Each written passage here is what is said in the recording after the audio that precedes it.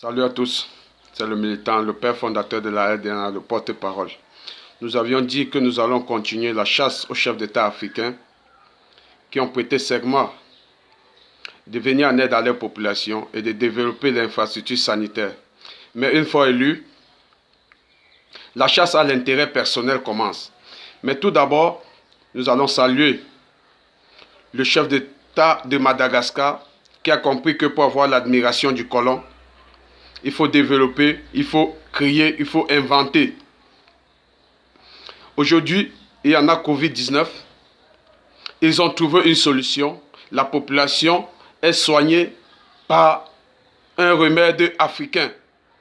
Quand vous menez ce genre d'action, même le colon a de l'admiration pour vous parce qu'il comprend que finalement, vous allez finir par avoir votre indépendance. Vous n'attendez plus forcément que c'est le colon qui vient résoudre un problème qui concerne les Africains. Et je pense que tous les autres présidents africains ont de l'admiration et ils ont salué l'action. Si vous travaillez en communion, vous allez voir que tous les problèmes que rencontrent les Africains seront résolus par les Africains. Mais malheureusement, il y a beaucoup de chefs d'État africains qui préfèrent la voie facile, comme les Yassimbe, qui ont préféré se faire remarquer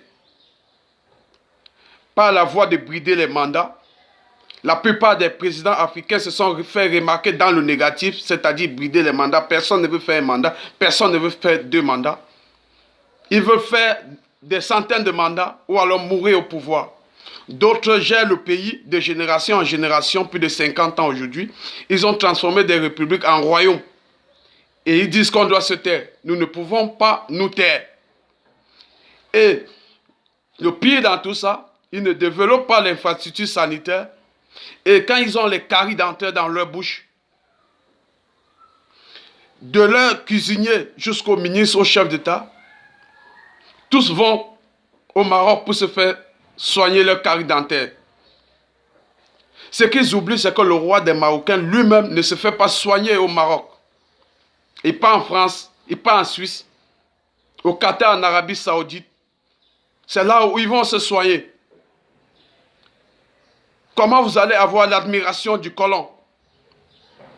Et les chefs d'État africains noirs, si vous prenez le vol pour aller vous soigner au Maroc, ça veut dire que vous avez de l'admiration des hôpitaux qu'on trouve au Maroc. Et pourtant, vous avez plus de ressources, plus de richesses que le Maroc. Comment se fait-il que vous pouvez avoir de l'admiration pour les hôpitaux qui se trouvent au Maroc? Comment les Marocains ont pu faire ces hôpitaux?